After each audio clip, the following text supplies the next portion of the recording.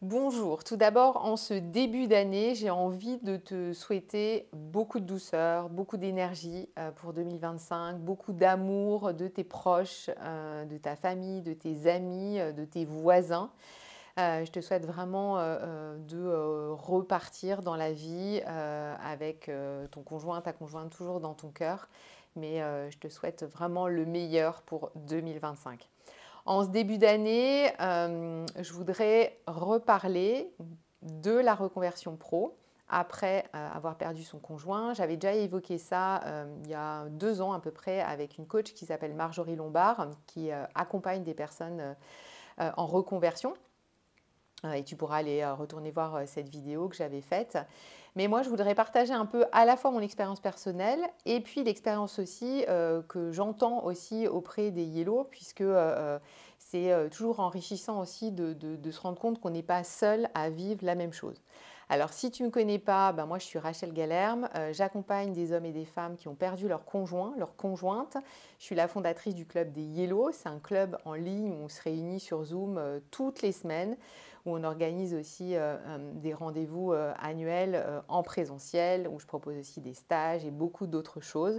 Moi, l'objectif dans ce groupe, ce club des Yellow, c'est de partager en fait des outils vraiment très précieux et que tu connectes aussi avec des personnes qui ont vécu la même chose que toi et qui parlent forcément la même langue que toi, on va dire.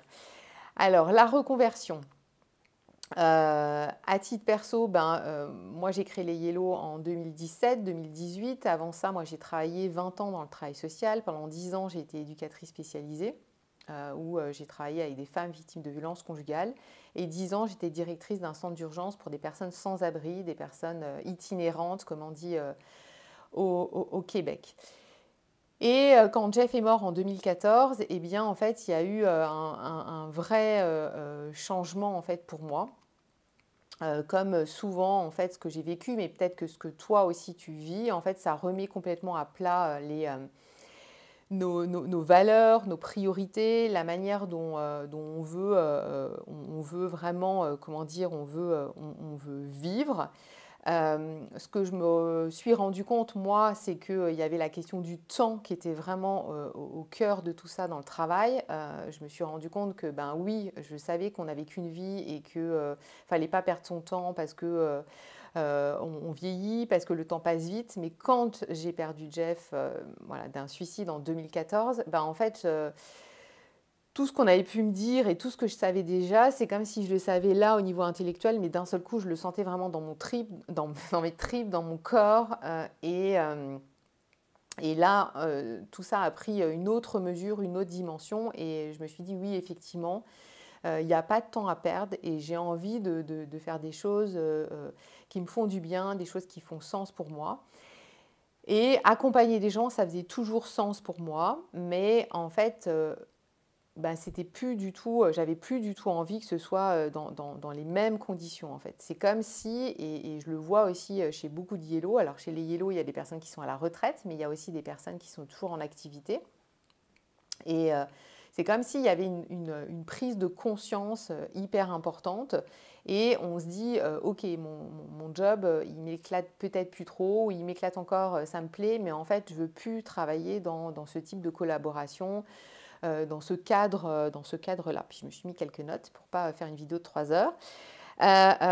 Il y a beaucoup de personnes, du coup, et je le vois dans les Yellow, soit qui vont se tourner vers l'entrepreneuriat, qui vont voilà, accompagner aussi des gens, devenir thérapeutes après leur épreuve de vie, devenir je sais pas, décorateur, décoratrice, photographe, dire ben voilà, j'ai envie de vivre de mon art, par exemple, ça arrive aussi.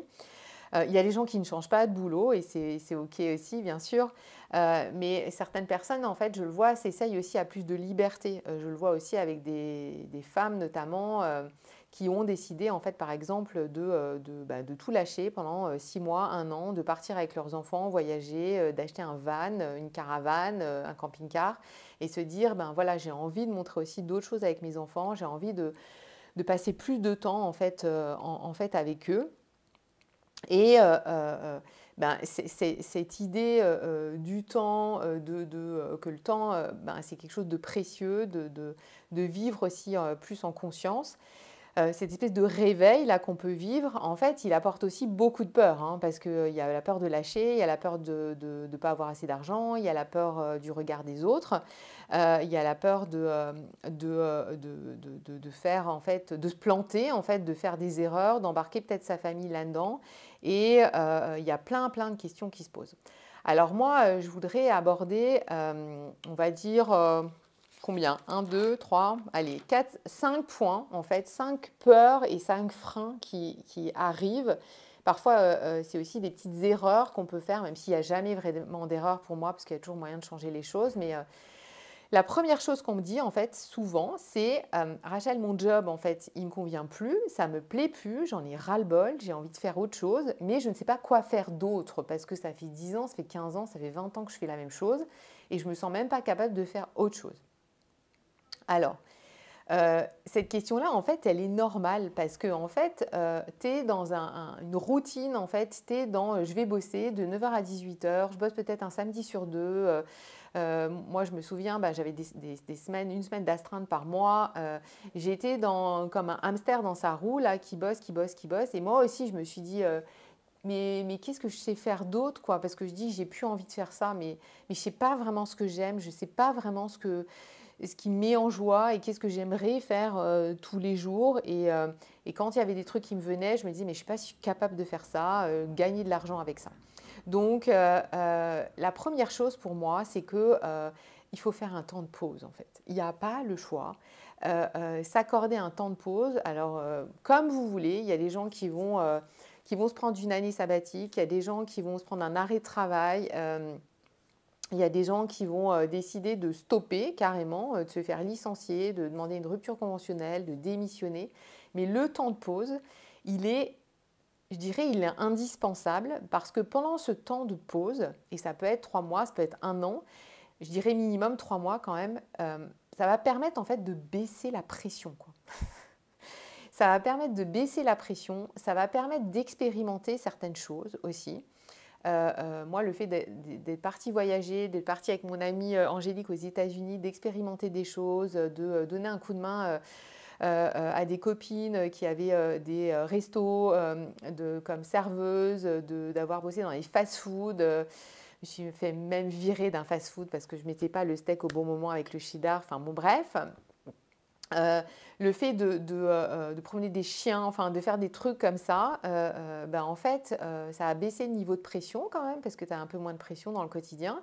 Et puis, aussi de voir un peu ce que tu aimes faire, d'expérimenter, de peut-être aller faire un temps de bénévolat dans une entreprise, enfin je ne sais pas, mais je pense que ce temps de pause-là, il est nécessaire. Moi, grâce à ce temps de pause-là, je me suis rendu compte en fait que pour moi, le relationnel, l'écoute des gens, de les aider dans leur vie, c'était hyper important, quoi. C'était vraiment hyper important pour moi et que je le faisais naturellement, que j'avais du plaisir à le faire, de transmettre de l'énergie, de booster les gens, de les écouter, de les entendre. C'était un truc qui était au cœur de ma personnalité et malgré mon deuil, ça n'avait pas bougé, voire même ça avait amplifié, quoi.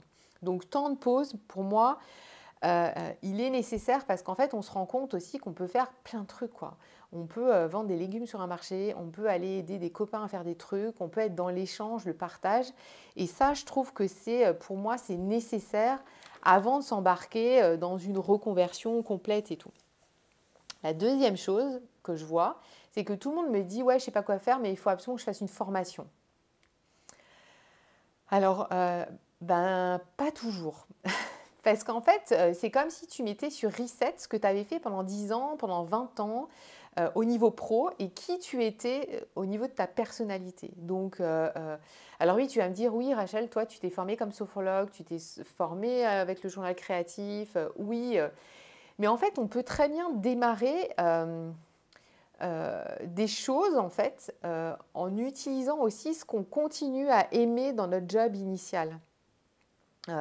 Moi, clairement, quand la sophrologie, ça m'avait beaucoup aidé, donc j'ai décidé de me former comme sophrologue. Et puis, ce n'est pas une formation non plus hyper longue, hein, ce n'est pas 10 ans d'études. Mais en fait, ce qui s'est passé, c'est que très vite aussi, des personnes sont venues à moi parce qu'elle vivait un deuil, et notamment parce qu'elle vivait un deuil du conjoint. Et les premiers temps, la première année, je n'étais pas formée sur l'accompagnement au deuil. Voilà. Et d'ailleurs, je leur disais, hein, je leur disais complètement, mais ce qui s'est passé, en fait, c'est que l'ayant vécu, je pouvais un peu imaginer, un peu beaucoup, ce qu'elle pouvait ressentir. Même si c'était des deuils différents, moi j'avais vécu un deuil par suicide, même si elles n'avaient pas le même âge que moi, même si elles avaient des enfants alors que moi j'en ai pas. En tout cas, il y avait des choses où, je ne sais pas, on parlait la même langue et c'était possible de soutenir dans l'écoute. Et puis, effectivement, au bout d'un an, quand moi, je me suis rendu compte que ça ne me détruisait pas, quand je me suis rendu compte d'un seul coup que ça me mettait en joie, que ça faisait sens pour moi, bah là, j'ai décidé de me former. Mais au départ, je n'étais pas formée sur cet axe de l'accompagnement en deuil. Alors certes, dans les formations, dans le travail social, ben, on a des cours de psychologie, hein, clairement, mais je n'ai pas de master en psychologie. De toute façon, on s'en fout parce que en master en psychologie, il n'y a pas de cours sur le deuil. Hein, je tiens quand même à le repréciser pour tout le monde.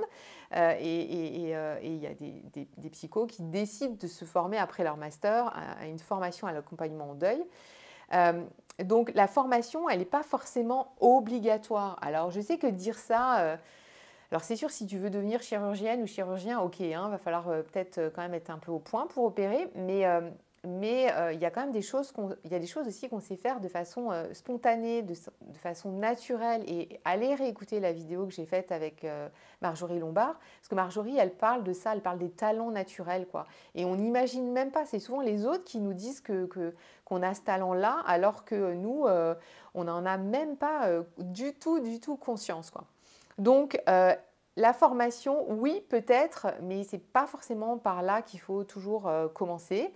Et puis, faites-vous aider par rapport à ça, par rapport à un coach aussi en reconversion pro qui va, il y a Marjorie, mais il y en a d'autres, hein, bien sûr, qui va vraiment vous aider avec des outils à éclaircir tout ça, à aller vraiment voir qui vous êtes aussi au plus profond de vous.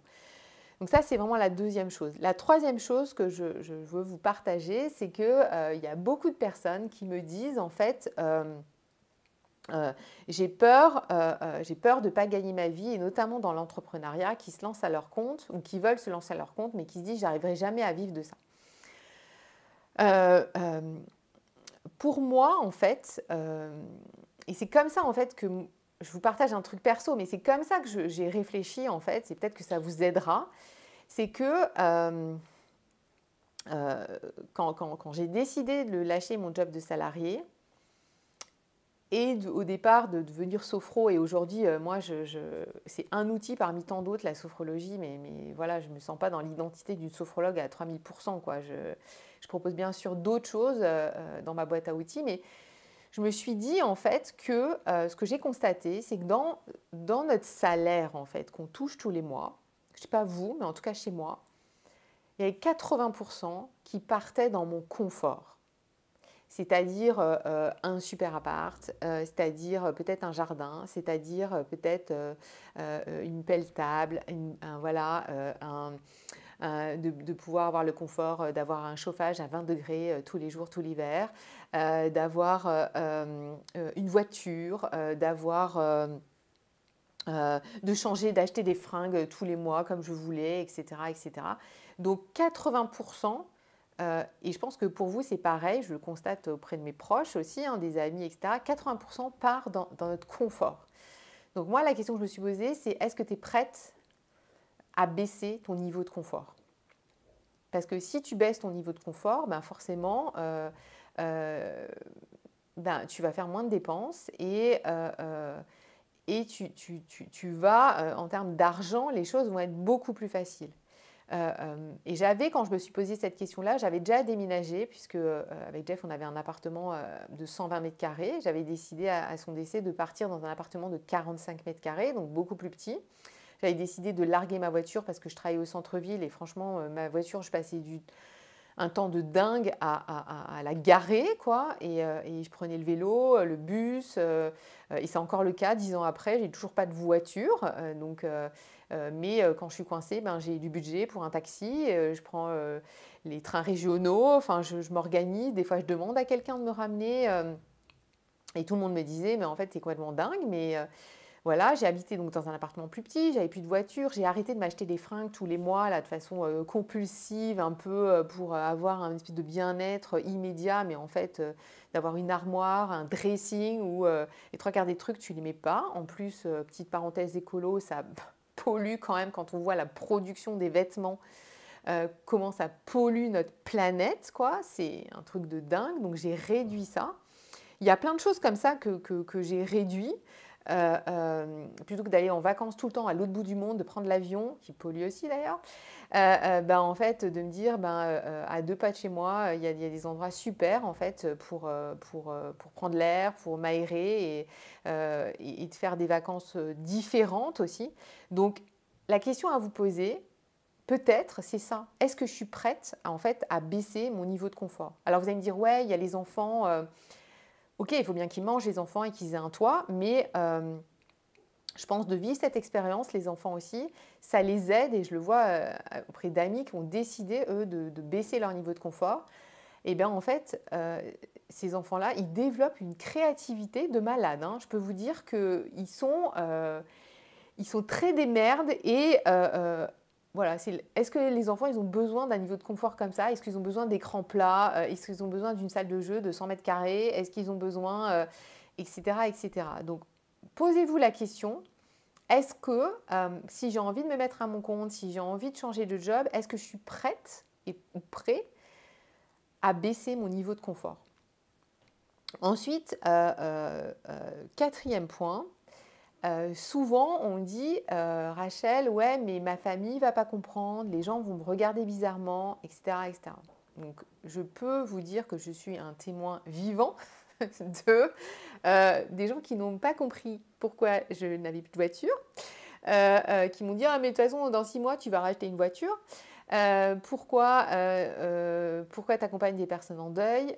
Pourquoi tu as décidé de baisser aussi ton niveau de vie? Parce que, soyons clairs, en toute transparence, si j'étais restée directrice d'un centre d'hébergement, de réinsertion sociale pour des personnes sans abri, je le vois avec des collègues qui sont restés en poste 10 ans après, mon niveau de salaire serait beaucoup plus haut que ce que je gagne aujourd'hui, ce que je perçois aujourd'hui avec mon activité d'indépendante. Okay, et je ne suis pas en train de me plaindre parce que pour moi, ce gain, c'est suffisant et c'est OK comme ça. Mais les gens se disent, mais elle est complètement dingue parce qu'avec son niveau d'études, moi j'ai un master en ingénierie des politiques publiques et sociales, voilà, oui, je pourrais être directrice, je pourrais même être directrice d'une association de 2000 salariés, enfin, etc., etc., quoi. Et c'était comme ça que j'étais partie dans ma progression. Les gens, ils ne comprennent pas, quoi, en fait, parce qu'il y a beaucoup de croyances sur... et à l'âge que j'ai aujourd'hui, 52 ans, là, en 2024, on est bientôt en 2025, là, on a passé le cap des 2025, mais je devrais effectivement avoir un niveau de salaire beaucoup plus élevé, avec un confort de vie, ne pas habiter dans un appartement de 80 mètres carrés, seulement avec une chambre.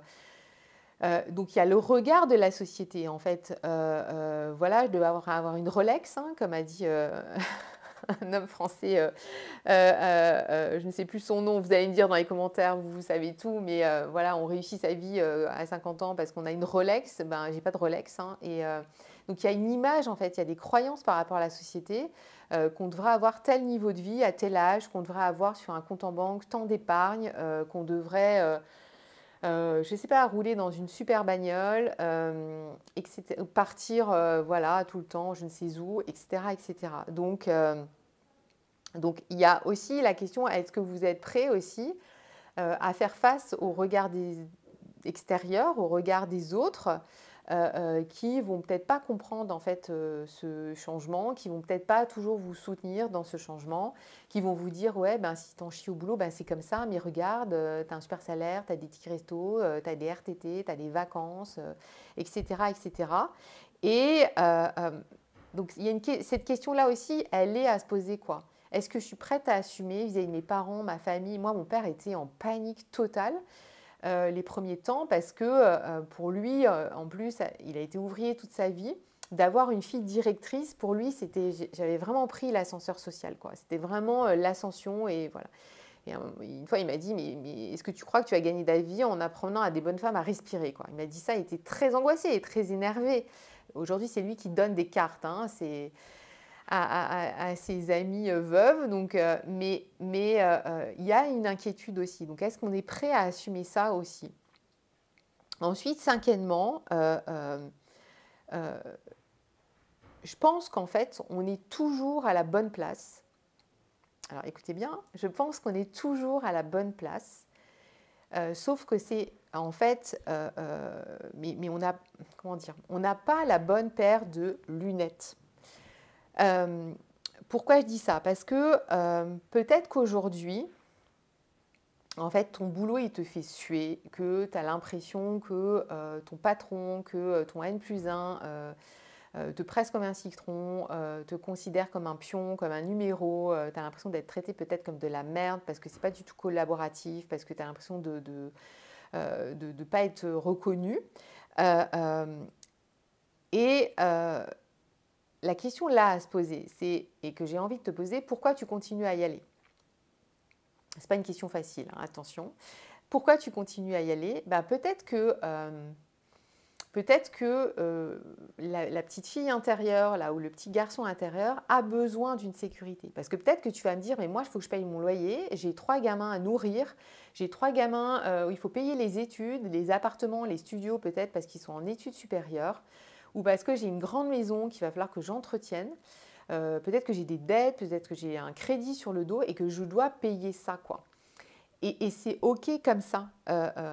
Et donc, de changer de lunettes et de se dire, je continue à aller à mon boulot pour rassurer cette petite fille-là et cette sécurité-là intérieure, mais pas que sécurité financière, c'est OK aussi.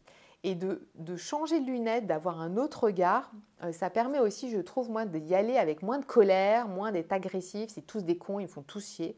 Mais quand j'y vais, ça peut être joyeux de dire j'y vais pour payer mes factures, j'y vais pour que mes enfants ils terminent leurs études tranquillement, j'y vais pour pas être angoissée à la fin du mois et de me dire oh là là, mais moi je suis pas prête à baisser mon niveau de confort et ça m'angoisse, etc., etc., etc. Ça peut être ça aussi.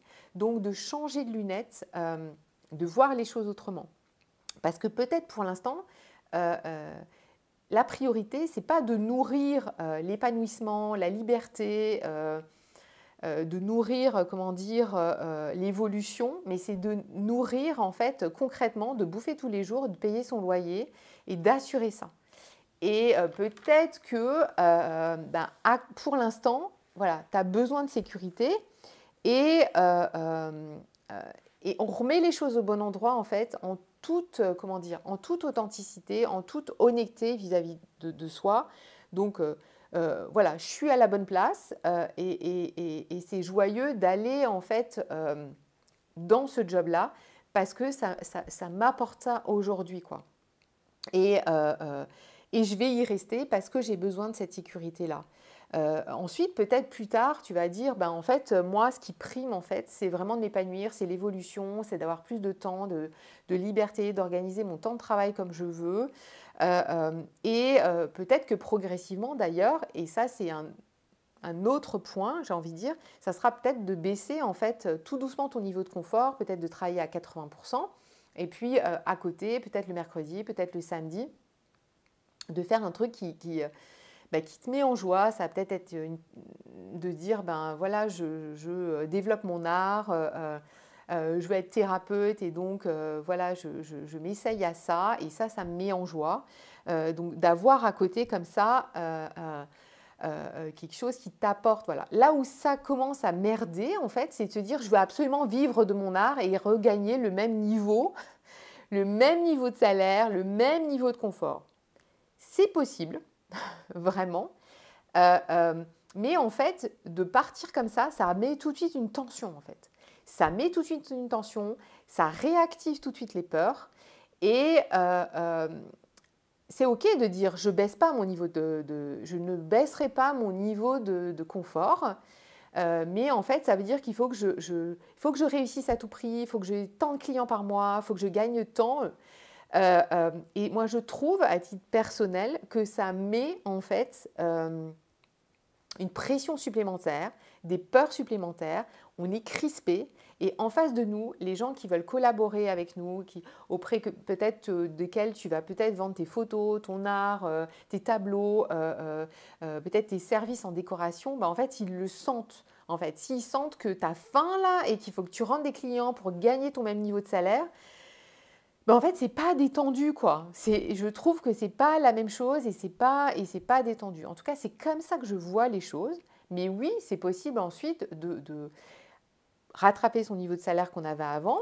Moi, à un moment donné aussi, je me dis pourquoi faire? Pourquoi gagner tout cet argent? C'est pour ça que je fais des événements gratuits, que je donne mon temps dans des choses aussi qui vont me nourrir, qui vont assurer en fait le paiement de mon cabinet, on va dire, de mes charges ici, de mon atelier, et puis voilà, de m'apporter ce qui me fait du bien. Mais il y a des choses aujourd'hui, clairement, où moi, ça ne me fait pas triper de rouler en Mercedes, de partir en vacances une semaine au bout du monde, Enfin, je suis revenue en fait, et c'est peut-être le deuil aussi qui nous ramène à ça. En tout cas, moi, ça m'a ramené à ça, de me dire c'est quoi les choses simples, quoi. Les choses simples, c'est peut-être d'aller faire un pique-nique avec des amis. Ça m'éclate beaucoup plus que d'autres trucs beaucoup plus mondains, quoi. Mais de vivre en fait des expériences, c'est ça qui m'apporte. Mais tu as le droit de ne pas être d'accord du tout avec ça.